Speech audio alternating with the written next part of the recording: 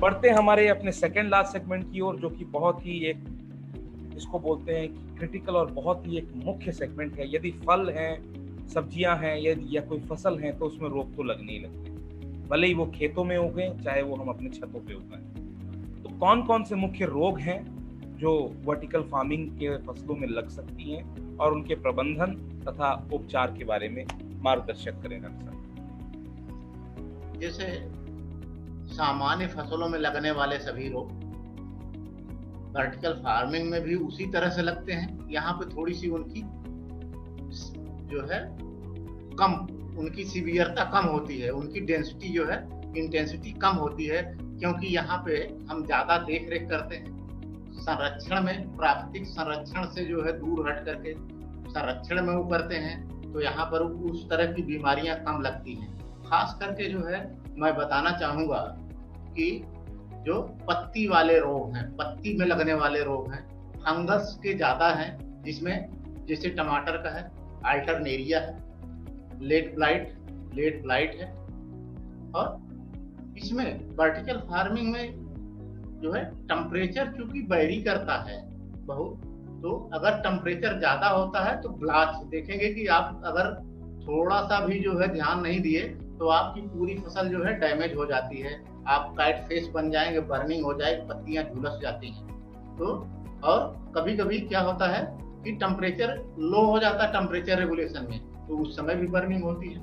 तो दूसरा मैं बता रहा था प्रूनिंग जो है, जो है कैनोपी मैनेजमेंट एक मेजर सेगमेंट है जो कि पत्तियों के रोग से आपको बचाता है। तो पत्तियों के रोग के लिए जो है आप फंजीसाइड्स का उपयोग, जैसे माइकोजेब या कैराथेन है, इसका उपयोग करके जो है वो कर सकते हैं। हाँ, अगर ऑर्गेनिक कर रहे हैं तो आप नीम का तेल जो है 10 ml यूज करके कीड़ों को भगाने के लिए जो है आपको हफ्ते हर उस पे जो है 10 ml प्रति लीटर के हिसाब से मिलाकर हर हफ्ते पे जो है या 10 दिन पे जो है कीड़े जब दिखाई देते हैं तो छिड़काव करें। हाँ, फंगल डिजीज के लिए आप जो है सल्फर का जो है 1.5 ग्राम प्रति लीटर के हिसाब से जो है आपको करके ऑर्गेनिक उसमें जो है वो कर सकते हैं। और उस तरह के लिए केराथिन, मैंकोजेब या कीड़ों के लिए जो है आप नुआन या मैलाथियान का जो है उपयोग करके वो कर सकते हैं। दूसरी बीमारी आती है जड़ वाली, जिसमें विल्ट है। विल्ट देखेंगे कि आप शिमला मिर्च लगाए हुए हैं, उसमें थोड़ा सा पानी ज्यादा हो गया तो आपका पौधा सूखने लगता है। तो इस बात का ध्यान रखें कि एक्सेसिव वाटर का यूज न करें, जितना पौधे की जरूरत है उसमें। हाँ, वर्टिकल फार्मिंग में क्योंकि रेगुलेशन होता है, ऑटोमेशन भी कर सकते हैं, आप कितने स्तर पे जा रहे हैं उस पर डिपेंड करता है, तो जो है पानी रेगुलेट करें। हाँ, इस तरह की बीमारी अगर आती है तो आप बेबिस्टीन का 1 ग्राम मात्रा 1 लीटर पानी में मिला करके उससे ड्रेंचिंग करके रूट राट को रोक सकते हैं। तीसरी बीमारी जो है, अगर आप मिट्टी में ग्रो कर रहे हैं तो एक निमेटोड की प्रॉब्लम आती है, जहां पर कि बार बार किसान भाई खेत में सब्जियां ग्रो करते हैं या वो आप सॉइल लेस कर रहे हैं तो वहां प्रॉब्लम नहीं है, लेकिन मृदा वाले उसमें जो है, जब मैं बता रहा था पॉली हाउस में निमेटोड की प्रॉब्लम है। तो पहले तो जिस तरह से मैं बता रहा था कि फार्मलिन से आपको भूमि शोधित करें या सोलर जो है, सोलर रेडिएशन के थ्रू जो है सफेद पन्नी से होकर के आप जून के महीने में भूमि को शोधित कर लें, जिससे निमेटोड खत्म हो जाए। अगर निमेटोड फिर भी नहीं गया है, आपको उसमें आ गया है, तो फ्यूराडान 15 से 20 ग्राम प्रति स्क्वायर मीटर की दर से जो है छिड़काव करके पानी देने से जो है निमेटोड खत्म होगा। दूसरे जो है, जो मेजर बीमारी आती, वायरस का संक्रमण है, लीफ कर्ल वायरस आता है, पर्णकुंचन रोग। उसके लिए आप जो है इसके जो है रेसिस्टेंट वैरायटीज, जैसे कह रहे थे कि जो है वैरायटीज को चुनाव, रेसिस्टेंट वैरायटीज का यूज करें। और व्हाइट फ्लाई, सफेद मक्खी को रोकने के लिए जो है नीम के तेल का उपयोग करें, या उस तरह से इमिडाक्लोरोपिड की 3 मिलीलीटर मात्रा 10 लीटर पानी में मिला करके छिड़काव करके सफेद मक्खी को रोकें, जिससे कि जो है वायरस का प्रसार रुक जाएगा। जी सिद्धार्थ।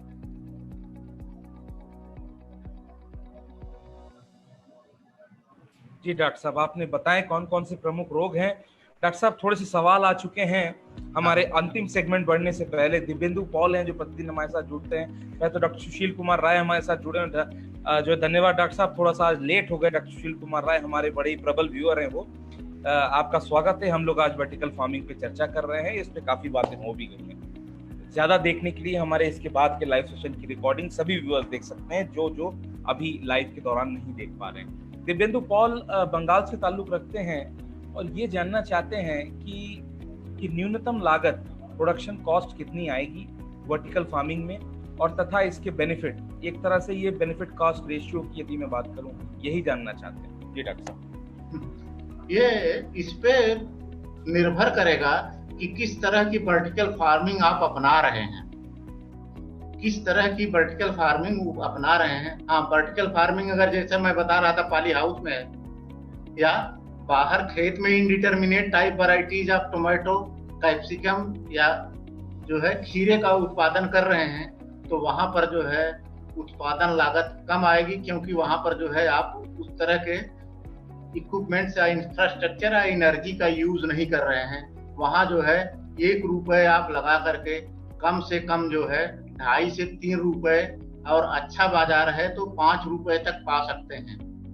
जब आप एडवांस टेक्नोलॉजी की बात करें, इंडोर गार्डनिंग की बात करेंगे, या जो है उस तरह से जो है हाइड्रोपोनिक्स स्ट्रक्चर्स के वर्टिकल उसमें करेंगे, तो वहां पर जो है आपकी फसल का जो है, मैं जैसे मैं पहले बता रहा था कि कितना जो है, कितना सही मार्केट आप पकड़ते हैं, किस जगह आप बेचते हैं, कितनी इन्फ्लुएंस सोसाइटी में, उसके ऊपर जो है फसल के दाम के ऊपर कॉस्ट ऑफ प्रोडक्शन आपका वेरी करेगा, कितना आपने इंफ्रास्ट्रक्चर लगाया है। हाँ, पूरे साल अगर सपोज जैसे आप लेट्यूस ग्रो करना चाहते हैं और 2.5 रुपए किलो तक से 300 रुपए किलो तक जो है बिकता है, 80% जो है विदेशी सब्जियां जो है बाहर से इंपोर्ट होती हैं, और जो आती है तो $20 से $30 पर पाउंड के हिसाब से आती हैं।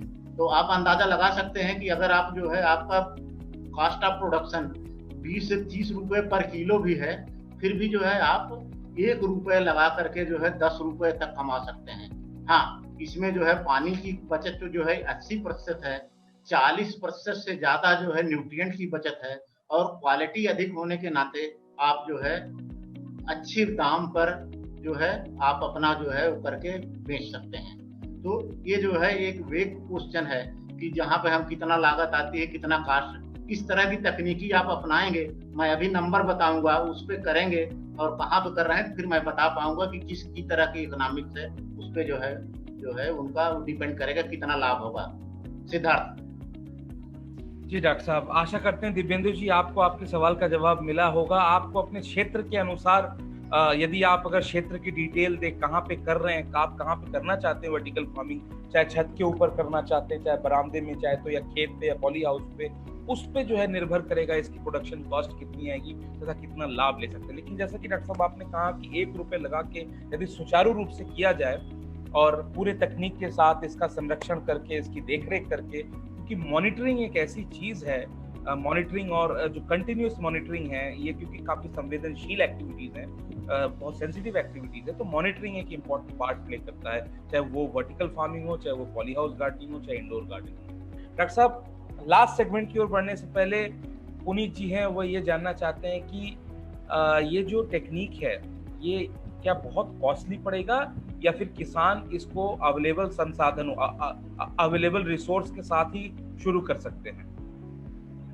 हाँ, जैसा कि मैं बता रहा था कि वर्टिकल फार्मिंग तो जो है नॉर्मल किसान जो है अपने रिसोर्सेज से जो है यूज कर सकते हैं। जब आप एडवांस टेक्नोलॉजी को करेंगे, जैसे इंडोर गार्डनिंग करना चाहेंगे, जो है उसमें हाइड्रोपोनिक्स टेक्निक्स का मल्टी लेयर्स में करना चाहेंगे और बड़े क्षेत्र में करना चाहेंगे, तो वहां पे हमें एडवांस टेक्नोलॉजी लगानी पड़ेगी, और उसके लिए जो है इनिशियल कॉस्ट काफी ज्यादा आएगी। उसमें बिजली का खर्च आएगा, लाइट्स के खर्च आएंगे, न्यूट्रिएंट मैनेजमेंट, ऑटोमेशन जो है उसमें लगेंगे, रोबोट्स भी लगा सकते हैं। तो किस तरह की आप टेक्नोलॉजी किस स्तर पे करना चाहते हैं उसी के ऊपर है। हाँ, नॉर्मल आप पॉली हाउस मंगवाना चाहें या अपने खेत में जो है इंडिटरमिनेट टाइप ऑफ टोमेटो या कलर्ड कैप्सिकम या उनको ग्रो करना चाहें तो वहां पर जो सामान्य कास्ट आएगी, कम कास्ट पे जो है अधिक से अधिक उत्पादन और अधिक से अधिक लाभ लिया जा सकता है। तो हम अपने आवश्यकता के अनुसार किस तरह की फसल की डिमांड है और कहाँ पे बेचना है, उसके हमारे कितने रिसोर्सेज हैं, क्या सरकार कोई जो है सब्सिडी दे रही है, उसको देख करके हमारी बाजार कहाँ है। हाँ, हम दिल्ली के पास हैं तो हमारा जो है कास्ट ऑफ प्रोडक्शन और कास्ट ऑफ इकोनॉमी कुछ दूसरी होगी, हम कलकत्ता में है तो दूसरी होगी, पटना में है तो दूसरी होगी, और जो है गाजीपुर में होंगे तो दूसरी होगी। उसके आधार पर कि किस तरह की सोसाइटी में हमारा कंज्यूमर कैसा है, कितनी डिमांड होगी और किस तरह के साधन हमारे पास अवेलेबल हैं, उस पे जो है हमारा लाभ और हान और कास्ट ऑफ प्रोडक्शन सब जो है निर्भर करेगा। जी सिद्धार्थ। जी डॉक्टर साहब, आशा करते हैं पुनीत जी आपको आपके सवाल का जवाब मिल गया हो, तथा कई जो व्यूअर्स हैं जो सुन रहे हैं कि क्योंकि ये एक ऐसा विषय है जिस पे समय, जगह तथा सीमा कई चीजें निर्भर करती हैं, तो इन सभी चीजों को ख्याल में रखते हुए वर्टिकल फार्मिंग की जो इकोनॉमिक्स है, उसकी लागत, उसके संसाधन, उसको कितना खर्चा तथा कितना बेनिफिट आएगा, ये बहुत बड़ा जो है एक इस पे डिपेंडेंट है, ये इस पे निर्भर करती है। तो डॉक्टर साहब बढ़ते हैं हमारे आज के अंतिम सेगमेंट की ओर। 50 मिनट हो चुके हैं, 30 से ज्यादा लोग लाइव सेशन में जुड़े हुए हैं। लोगों ने बड़े ही पेशेंस से महत्वपूर्ण एवं रुचि लेके आज का हमारा सेशन सुना, क्योंकि ये टॉपिक ही कुछ ऐसा है। लास्ट सेगमेंट में मैं चाहता हूँ आप हमारे किसान भाइयों को अंत में बताएं, हमारे व्यूअर्स को बताएं कि इसकी ये जो भी फसल ये उगा रहे हैं, इनकी तुड़ाई का प्रबंधन तथा इसके विकल्प। जी डॉक्टर साहब।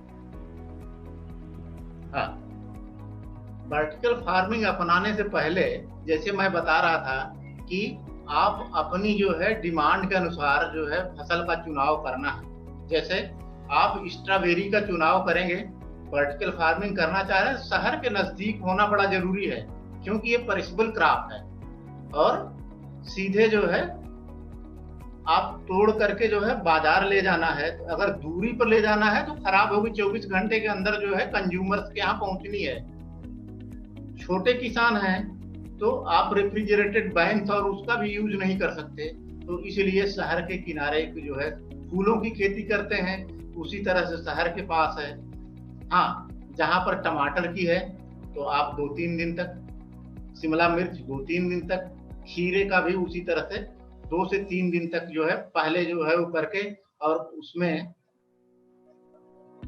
आप जो क्रेट्स में रख करके और उसको जो है ट्रेन के थ्रू या रेफ्रिजरेटेड बैंक्स के थ्रू जो है भेज सकते हैं। तो आप जो है इसको रेगुलर दूसरे से तीसरे या मार्केट के अनुसार, जैसे आप सप्लाई फूड चेन में सप्लाई करना चाहते हैं जो है विदेशी सब्जियों का, और आप अपने मार्केट में देखें कि लेट्यूस की हर माल्स में जो है कितने केजी, 20 केजी 25 केजी की जो है डिमांड जो है रोज है। तो उस तरह से आपको प्लान करना पड़ेगा कि आज जो है 15 केजी निकले, कल 15 केजी निकले, और उसको जो है उसी तरह से जो है आप लगातार लगाते जाएं और तोड़ते जाएं और उनको सप्लाई करते जाएं। तो इस पे डिपेंड करेगा कि आपकी मार्केट कितनी है, कहाँ पर है। हाँ, उसकी जो है ग्रेडिंग, पैकेजिंग और ब्रांडिंग बहुत जरूरी है, क्योंकि जो मैं बता रहा था कि ये टेक्नोलॉजी जो है महंगी जमीन पर या शहर या वैसी जगहों पर होनी है, तो अच्छे उसके दाम के लिए हमें जो है उसकी ब्रांडिंग, ग्रेडिंग और पैकेजिंग होनी है। श्रिंक रैपेज, मिनिमल प्रोसेसिंग, तोड़ करके तुरंत ठंडा करना, उसको सही साफ करना, उनको जो है अच्छे पैक्स बनाना, श्रिंक रैपिंग करना, इस तरह के काम जो है छोटे छोटे काम हमें इसको ठीक सीखने होंगे। एक सोसाइटी बनानी होगी जिससे कि जो वर्टिकल फार्म्स का, कुछ लोग आ रहे हैं, लखनऊ में भी कुछ लोगों ने हमसे कॉन्ट्रैक्ट किया है कि हम छतों के ऊपर जो है कॉन्ट्रैक्ट लेंगे और वहां पर जो है इस तरह से जो है सॉइललेस कल्चर या हाइड्रोपोनिक्स करना चाहते हैं, ग्रो बैग्स का यूज करना चाहते हैं, तो उस तरह से लोग आ रहे हैं। तो इस तरह से करके कई लोगों को रोजगार भी मिल सकता है और जो है सही समय पर तुड़ाई करके अपने कंज्यूमर्स के पास ले जा करके जो है उसका उपयोग करेंगे। हमारा वातावरण भी अच्छा रहेगा और जो है अच्छे से अधिक लाभ कमा करके दोनों उपभोक्ता और उत्पादक दोनों को लाभ होगा। और इससे जो है हम समझते हैं कि फ्यूचर में भी जो है अधिक से अधिक लाभ किसानों को भी मिलेगा और उपभोक्ता को भी मिलेगा। जी सिद्धार्थ। जी डॉक्टर साहब आज एक इतने नवीनतम मुद्दे पे, एक इतने रोचक विषय पे आज आप आए हमारे बीच। हमारे सारे व्यूअर्स को आपने इस पे मार्गदर्शक किया, बताया कि आखिर ये वर्टिकल फार्मिंग खाद्य सुरक्षा के नजरिए से आने वाले समय में कितना एक महत्वपूर्ण योगदान दे सकता है, तथा राष्ट्र को बिल्ड करने में, नेशन बिल्डिंग में भी इसका एक बहुत बड़ा रोल हो सकता है। और जैसे कि हमारे प्राइम मिनिस्टर मोदी जी ने कहा ही है कि आत्मनिर्भर भारत की ओर बढ़ना है, तो आत्मनिर्भरता के रास्ते में बढ़ने के लिए ये एक बहुत ही एक प्रबल जो है रोल प्ले करेगा आने वाले समय में। डॉक्टर साहब आज आपने समय निकाला, लगभग 1 घंटे का समय हमें दिया।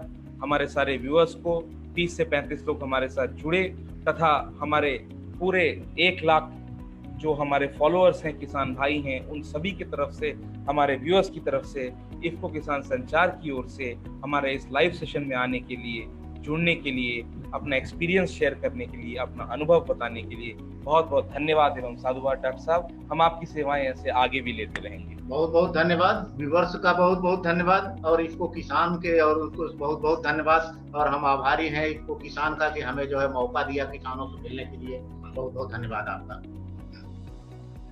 तो जैसा कि आपने देखा कि हमारे साथ डॉक्टर श्यामराज सिंह थे, जो कि प्रधान वैज्ञानिक केंद्रीय उपोष्ण एवं बागवानी संस्थान लखनऊ, और इतने ज्वलंतशील मुद्दे, इतना एक नए विषय पे उन्होंने आज चर्चा की, वर्टिकल फार्मिंग, जो जैसा कि मैंने कहा कि आत्मनिर्भर भारत की ओर बढ़ने के समय ये एक बहुत ही प्रबल मुद्दा प्ले करेगा। आशा करते हैं आज का जो सेशन रहा, आज का जो लाइव सेशन रहा, काफी रोमांच और जो है रोमांच भरा रहा। और इसी तरह कल फिर हम एक नए ज्वलंतशील मुद्दे के साथ, एक रोमांच मुद्दे के साथ, एक बहुत ही रोचक और नए नवीनतम मुद्दे के साथ, नए एक्सपर्ट के साथ आपके साथ जुड़ेंगे 11 बजे। ज्यादा से ज्यादा लोगों को बताएं, ज्यादा से ज्यादा अपने सहपाठी किसान भाइयों को बताएं हमारे इस फेसबुक लाइव सेशन के बारे में। हमारे इफ्को किसान CSR पेज से जुड़ें, तथा हमारे इफ्को किसान मोबाइल एग्रीकल्चर ऐप को डाउनलोड करें और कृषि से संबंधित नवीनतम जानकारियां, नई जानकारी, लेटेस्ट जानकारी का भरपूर लाभ उठाएं। तब तक के लिए मैं सिद्धार्थ भट्टाचार्य आज आपसे आज्ञा चाहूंगा। कल फिर मिलेंगे 11 बजे। जय हिंद, जय किसान। नमस्कार।